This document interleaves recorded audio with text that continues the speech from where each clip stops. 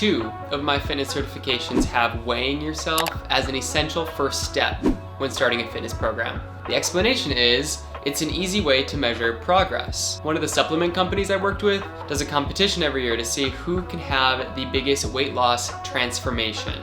Progress pictures are mandatory. I was on a phone call last week with a mentor and he said that I really needed to start using before and after pictures of my clients to sell my fitness program.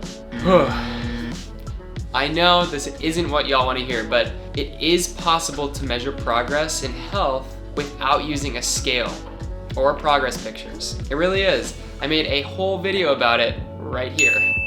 You came here wondering whether you should weigh yourself. And the really quick answer to this is no. For 95% of the population, weighing ourselves is not going to be a positive step towards sustainable health. Most likely, it will lead to shame, anxiety, and triggering. So I say throw away the scale. But there's more to it than that. Let's go through my 4 reasons why I don't think you should weigh yourself. Number 1, when you start exercising, sometimes the scale goes up rather than down. Muscle is denser than fat, and fat takes up about 4 times as much space. When you see that number going up after weeks of hitting it hard at the gym and eating well, you are not going to be motivated to keep going. We love to confuse weight loss with fat loss. People say they want to lose weight, but they actually want to lose fat, and those 2 things, unfortunately, are not always the same. Number 2, ideal weight is dependent on the individual, so it's going to be different for everyone. Most likely you have a target weight in mind that was influenced by society, but your weight is going to be different than society's ideal weight. And the best thing we can do is put the blinders on and ask ourselves, is my current weight making me feel energized and healthy? Is my current weight allowing me to move well? Number 3, there are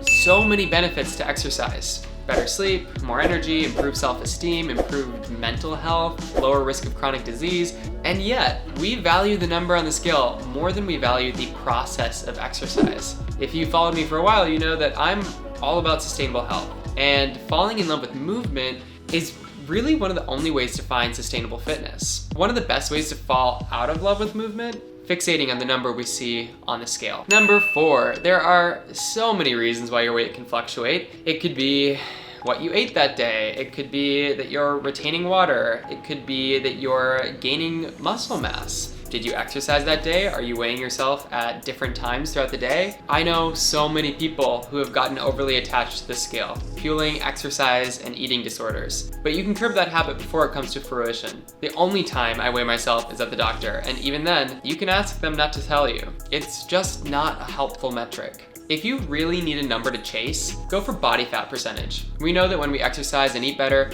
that's the number that isn't gonna lie. That being said, I'd still urge you to reevaluate your measure of progress. Once you hit your ideal fat percentage, then what? We're better off making do, feel, and move better goals. Do better goals like performance goals are one of my favorite ways to measure progress. This can be done by using more weight or repeating a workout to see if you can beat your time. I'm sure you've heard the statistic that 95% of diets fail, but why? Is it because you're disheartened by the number on the scale and you decide that starving yourself and working out 2 hours a day isn't worth it? When we throw the scale away, we're taking away that option.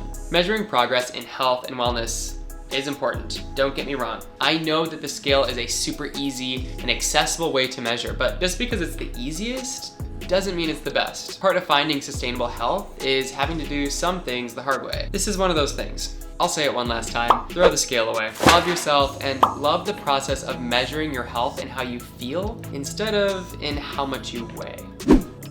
Thank you so much for watching. If you liked this video, don't forget to leave me a thumbs up. It's super helpful to support my channel, and let me know what you think about this video in the comments below. As always, don't forget to make sure that you're subscribed to my channel so you don't miss any of my upcoming content. I've got so much amazing stuff planned and you don't want to miss it.